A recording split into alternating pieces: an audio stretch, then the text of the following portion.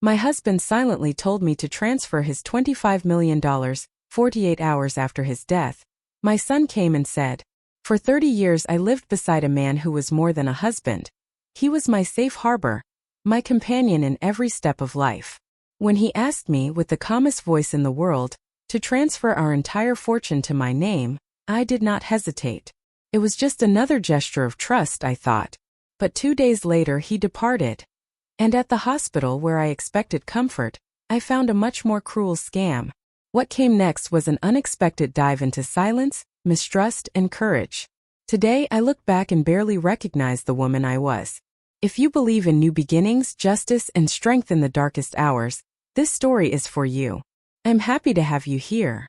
Follow my story to the end and comment on the city where you are watching from so I can see how far my story has reached. Dinner was served, and the low light further softened Charles's wrinkles. He smiled with a rare serenity. We were celebrating another successfully closed contract, something that had become almost a routine in recent years. The company was doing well and he seemed satisfied, proud, but also tired. His eyes wandered over the glasses as if searching for something that could not be said out loud. Still, we toasted to victory as we always did, with red wine and comfortable silence. As dessert arrived, Charles took my hand with a firmness that did not match the light tone of the evening. He looked into my eyes and spoke with a care that scared me more than it calmed me. He said he wanted to transfer everything to my name just to keep it safe, and that I did not need to worry about the details. That sounded strange to me, but he soon changed the subject to memories of our youth. Still the request echoed. I tried to smile, tried to carry on with the evening as if nothing had been said. But there was something in his manner, something I still could not name, telling me to pay attention. Charles had always been methodical but never dramatic. The request, coming from a man like him, carried weight. Even so, we finished dinner like any other couple who believes tomorrow will come the same. I wanted to believe it. Transfer everything to your name, just to keep it safe. The following night was silent.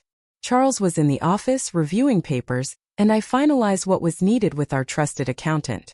The transfer was done quickly and discreetly, as he had asked. I had no idea of the exact size of the assets, but I knew that everything was now officially in my name. I felt a pang of guilt, as if I had taken something that did not belong to me. But it was his request. And I never questioned Charles. I trusted because it was always like that between us. During 30 years there was never a reason for suspicion, lies, or games. He took care of the business, I took care of the house, and together we took care of each other. It was a silent pact built over time that made us believe we knew everything about the other. Perhaps deep down I was afraid to admit that I did not know that much. But not in that moment. In that moment I simply obeyed. The hours passed and I did what he asked me. I signed, confirmed, filed. Charles did not bring up the subject again, not that night nor the next day. Perhaps he regretted sharing something so serious. Perhaps he thought he was sparing me this way. But his silence spoke louder than any explanation. And I kept telling myself it was just another one of his exaggerated precautions. That everything would be fine. Because it always was. I trusted because I never needed to distrust. 2 days later, the phone rang at 3:47 p.m. It was Charles's secretary crying.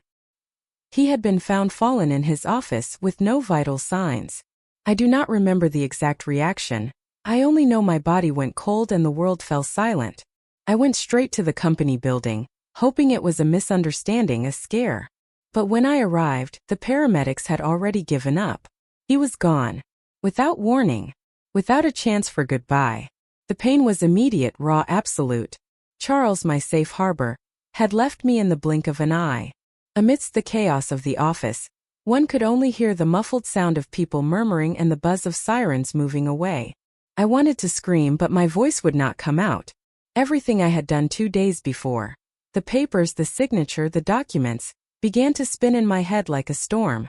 Did he know? I knelt beside the body, touched his hand which was already cold, and realized that something did not make sense.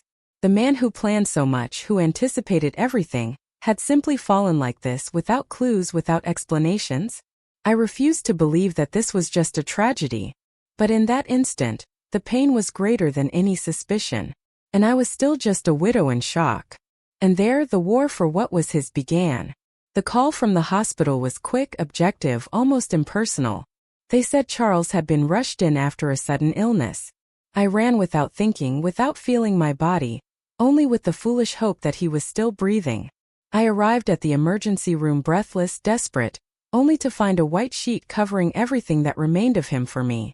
He was gone. Alone. And I had not had the chance to hold his hand at the end. The doctor spoke of cardiac arrest. She said they did everything they could, but he arrived without a pulse. I nodded, but nothing made sense.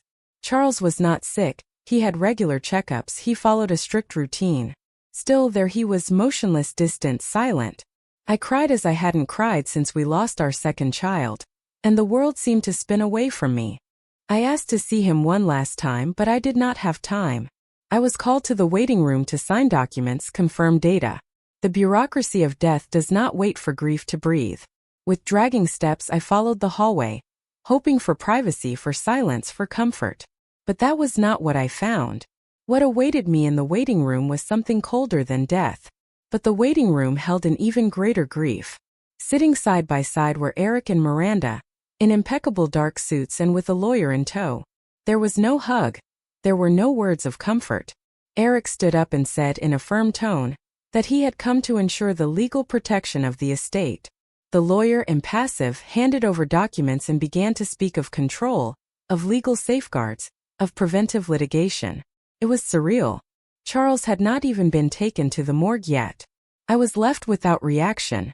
Miranda avoided my gaze, too busy flipping through what appeared to be bank records and powers of attorney. Eric spoke as if Charles was already the past and I, an obstacle. He tried to convince me that it was just a security measure, almost repeating his father's same words from dinner.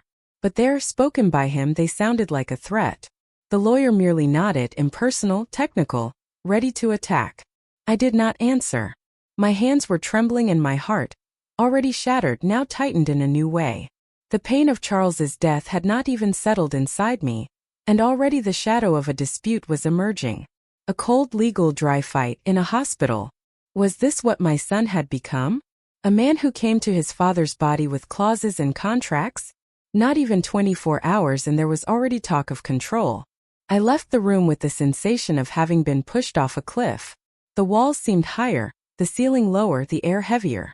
I sat on one of the benches in the hallway, trying to gather the shards of what was left of me. The woman who had entered there was the wife of a beloved man. The one leaving was a widow and perhaps an enemy of her own son. The worst loneliness is the one that appears amidst familiar faces. I did not yet understand the extent of what was to come, but something in me was already screaming for caution. I had trusted Charles and he had trusted me. Now I would have to trust myself because around me there were no more trustworthy faces. Eric and Miranda were not in mourning. They were on a mission. And I was alone. Stunned, emotionally betrayed and groundless. But not yet defeated. That night, I slept hugging a pillow that smelled of him. Not just out of longing but as a shield. The pain was still sovereign, but a thread of alertness was beginning to form in me. It was not just the death that needed to be understood. It was what it left behind and who benefited from it. I had lost a husband, yes. But something told me the loss would be even greater. I had lost a husband. And perhaps a son. 2 days after the hospital, I received a cold call from the manager of our main bank.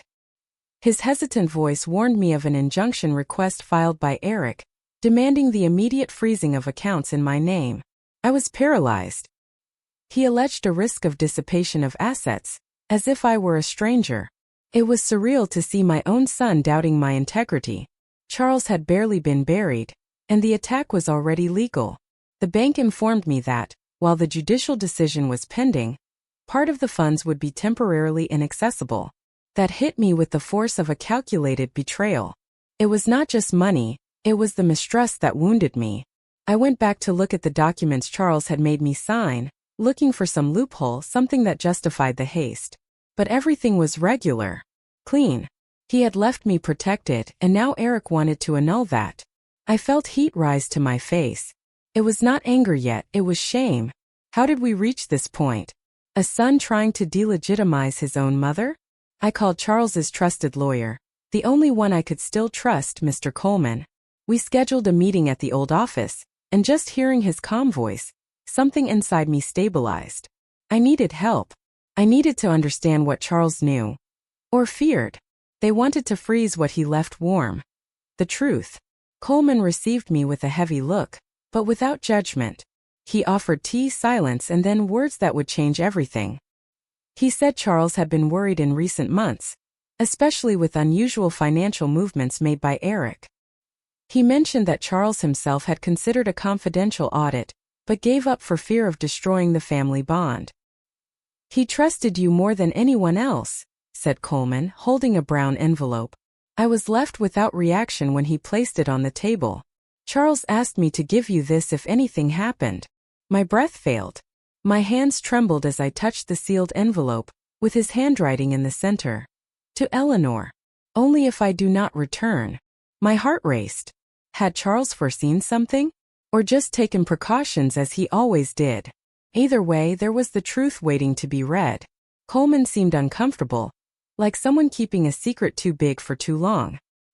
He said he had not read the letter, respecting the couple's privacy, but he warned me, "Prepare yourself." He suspected more than he let show. I went back home with the envelope in my lap, as if carrying a reliquary. The world seemed silent, attentive to what I would discover. It was like opening the door of a room locked for years. He left a letter, Eleanor. In the solitude of our bedroom, I opened the letter. The first words broke me. "If you are reading this, it is because I could not protect you until the end." He spoke about suspicious movements, about contracts signed by Eric without consultation, about a diversion that, initially, he thought was an error. But the evidence multiplied. And with it, the frustration. Charles admitted that his son seemed to want not only the money, but the throne. He asked me to protect what we built together. He said it was already too late to confront directly, and that is why he preferred to act discreetly. The transfer of assets to my name was his way of leaving the baton in my hands. "Trust only those who have already proven loyalty to you," he wrote. And for the first time in years I felt fear of the future. Because Charles was not a man of exaggerations. If he was suspicious, it was for a serious reason. The letter ended with a sentence I will never forget. "Do not be deceived by blood ties. Poison can come from the same cradle." I cried like a child, not only for the loss but for the loneliness this truth imposed on me. I could no longer trust Eric. And perhaps not even Miranda. I had Coleman left. And the letter. And the certainty that what was to come would be even more cruel. If he was suspicious, then I could not trust anyone else. Charles's funeral seemed like a corporate event. Everything meticulously controlled by Eric and Miranda. Excessive white flowers, speeches written beforehand, instrumental music chosen for convenience, not memory. I observed everything from afar, sitting in the first row, but unable to touch any of it. It was like attending the burial of a stranger. In a plasticized ceremony. True grief seemed to have no place there. Miranda welcomed the guests with a technical smile. Eric, in turn, played the role of the grieving son with theatrical perfection. But I saw it. I saw the control behind every gesture. I saw when he directed the celebrant to skip certain passages.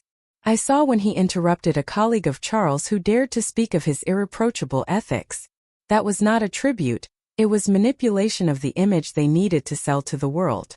There was no room for improvisation, for genuine emotion. No childhood photos, no intimate moments.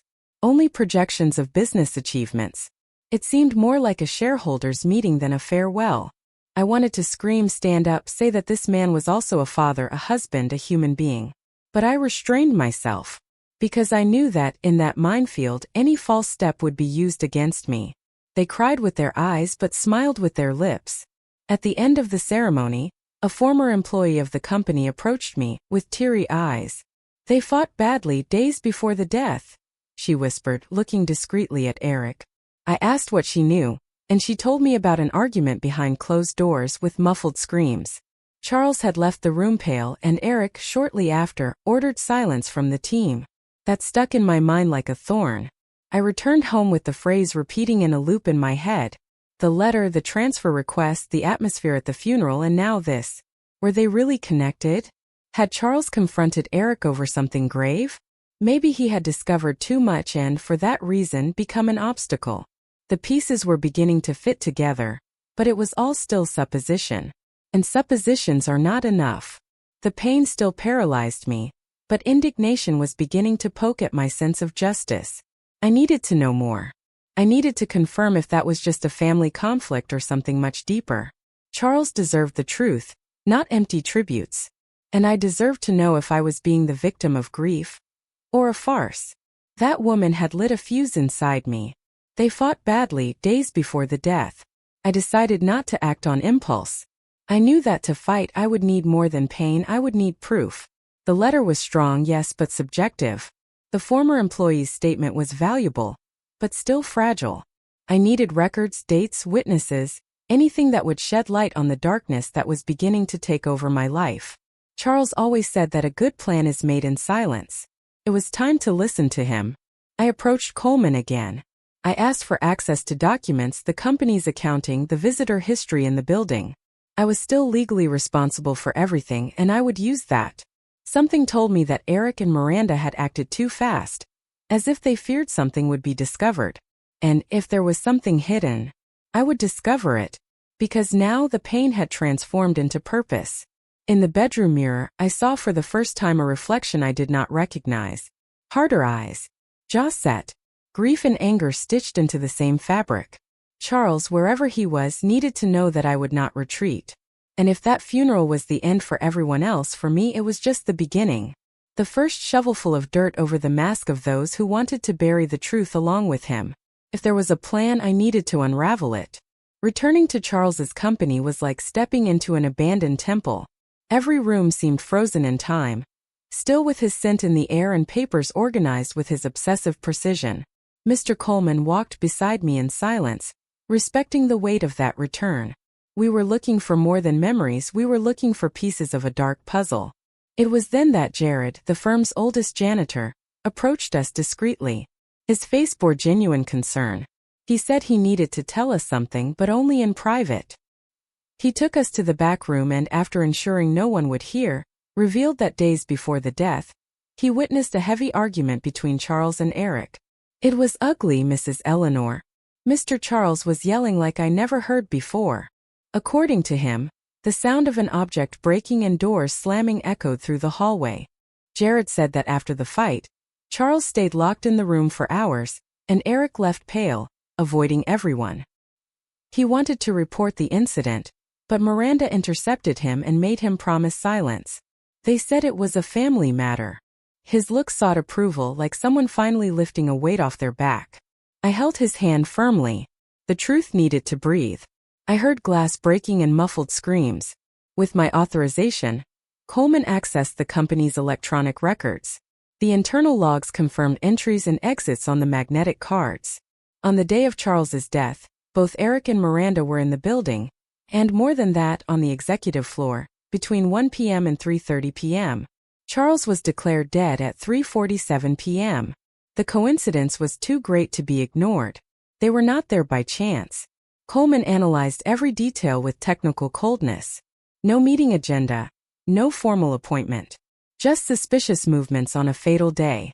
When I asked if anyone else knew about this, he denied it. The system was accessible only to the board, that is, to Charles and me now. My eyes stung. Those records were like footprints in wet sand, visible but about to vanish. Jared confirmed seeing Miranda that day, even though she was not scheduled for any meeting. She claimed to have gone to pick up documents, but she was with Eric, which was never common. That reinforced the discomfort already growing in me.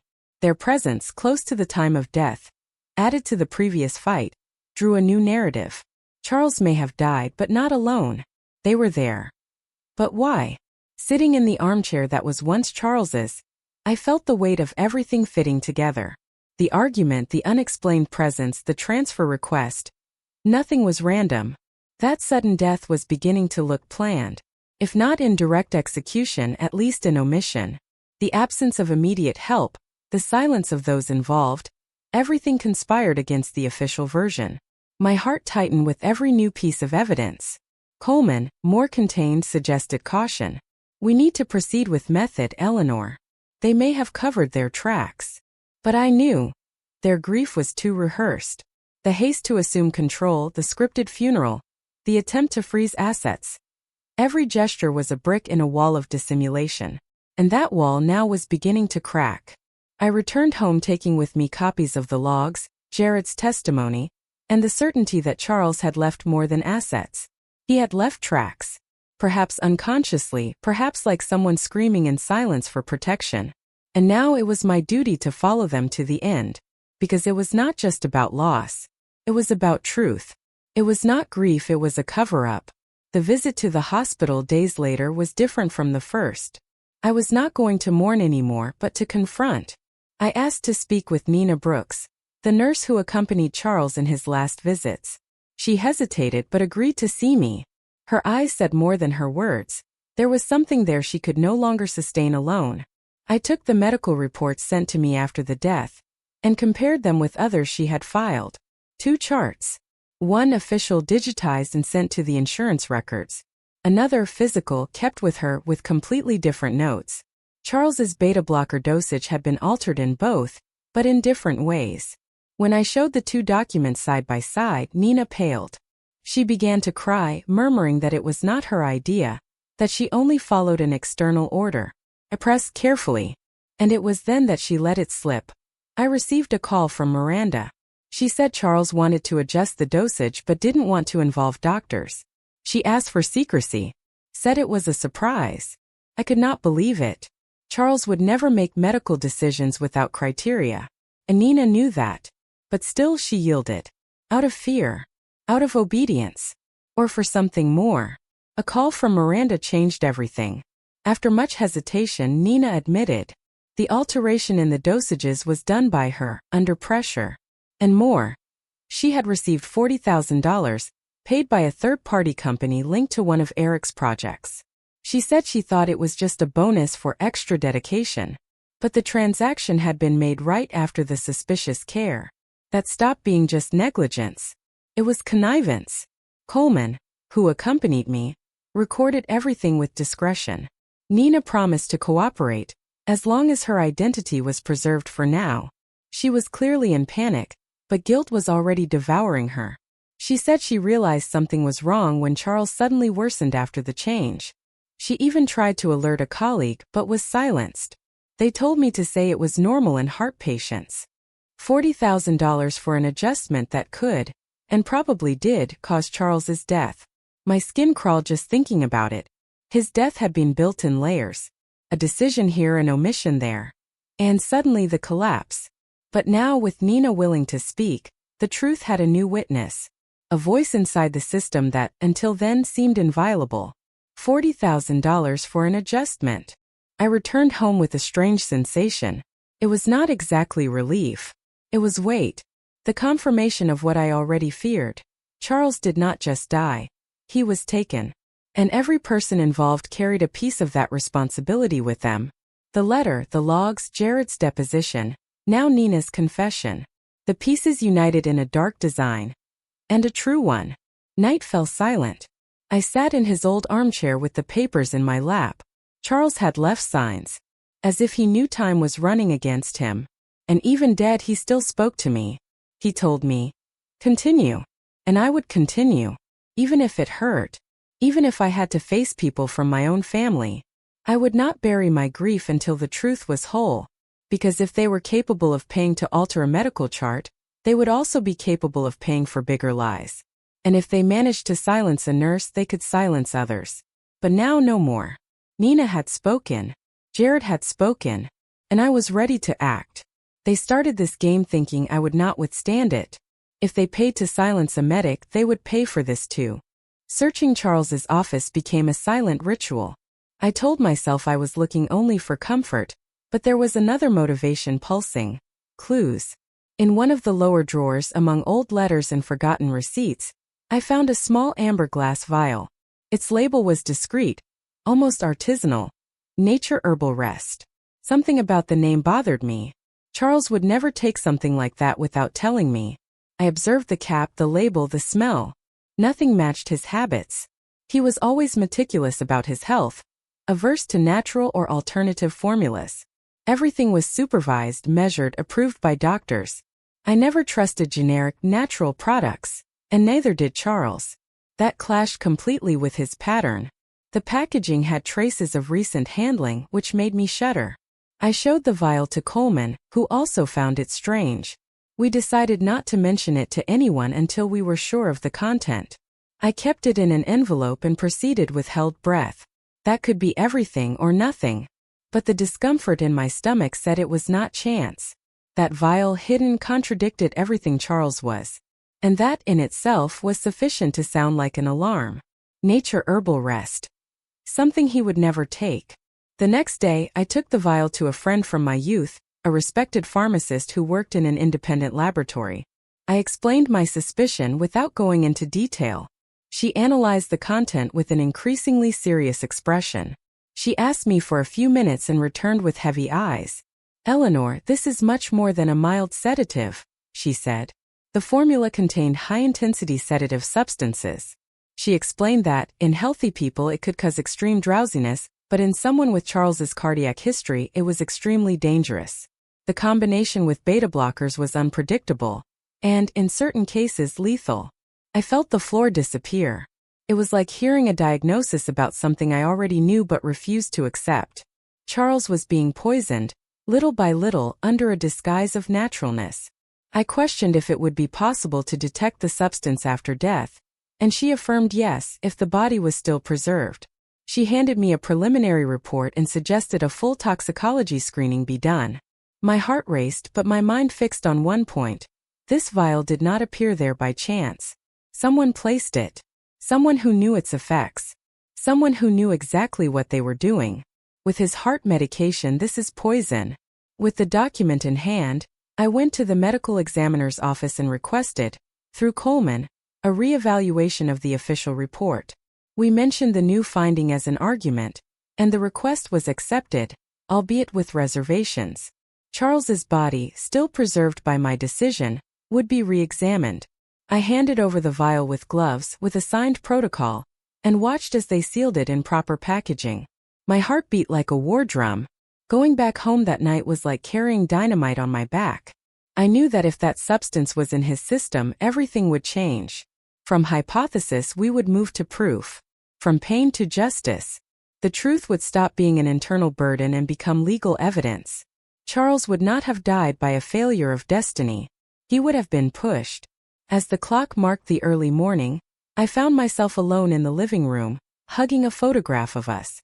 My mind went back to the dinner, the sudden request, the letter. He knew. Somehow he knew something surrounded him. And he entrusted me with the pieces to set the board. Now it was just waiting for the result, and being ready for what was to come. If this is in his body, then I will have the proof. 2 days later, I received the call from the coroner with a low but definitive voice. The substance found in the vial was indeed present in Charles's blood. The amount was sufficient to cause a collapse, especially in combination with his usual medication. It was not just a finding, it was a turning point. The official report would undergo revision, and the case reopened. The pain mixed with relief. Now I was no longer alone. The coroner was clear. The substance was not part of any prescribed treatment. That was external, inserted by someone. The autopsy, until then archived as sudden cardiac failure, gained a new chapter. It was as if Charles, even dead, screamed. I was silenced. Now I had an audience. I had a record. I had, above all, justice beginning its movement. It was the start of a new narrative closer to the truth. His letter echoed in my mind. Everything that seemed like exaggeration now made sense. The transfer request, the silence, the extreme caution. Charles was surrounded, yes, but not by external enemies but by the closest ones. The realization still wounded me like a knife, but it also gave me strength. Because now there was a path, and it would be trodden with strategy. The cause of death was now different. With the new report in hand, the case was officially reclassified as undetermined death with external substance identified. This was enough to trigger deeper investigations, involve the prosecutor's office, and remove the veil of casualty. Charles's name, previously buried in silent statistics, now gained a voice. It was as if the world finally admitted, something is wrong here. Coleman guided me on the next steps. Let's not announce anything. The less they know, the better. And I agreed. The silence, which previously suffocated me, now became a weapon. Every word spoken could alert Eric and Miranda, and they, more than ever, needed to continue thinking they were in control. The more confident they were, the more tracks they would leave. I asked that the investigators be discreet, almost invisible. They agreed. They would start by analyzing financial links, messages, electronic accesses, everything we could obtain without causing alarm. It was the most delicate phase, acting without seeming to act. And in this type of battle, time was precious and every second could be fatal. His death was not natural. The next weeks were a minefield of tension and silence. Every call I answered, every message I received from Eric or Miranda, was like a test. I feigned calm, cordiality, neutrality, but inside I was already someone else. I was no longer the grieving widow, I was the woman carrying proofs. And with them the power to rewrite everything. The investigators did their work with patience and precision. They discovered that Miranda had met with Nina shortly before the alteration in the charts. They identified suspicious bank movements. And they noticed that access to the executive floor on the day of the death had variations indicating manipulation. It was like seeing a web being unraveled thread by thread. The truth began to breathe, albeit in a low voice. And that was enough. Because what Charles prized most was this integrity. And now it was beginning to be restored. They adjusted records, paid for silence, falsified grief. But the truth has a life of its own. And when it begins to emerge, there is no way to bury it again. They adjusted the records. But they could not adjust the truth. Nina Brooks was called to testify officially after the toxicology results. Sitting before the investigators, she trembled, but seemed relieved not to have to carry the weight alone anymore. When asked about the alteration in the charts and the payment received, she confirmed every detail. She said Miranda called, gave instructions, and transferred the amount through a shell company, and that Eric supervised everything.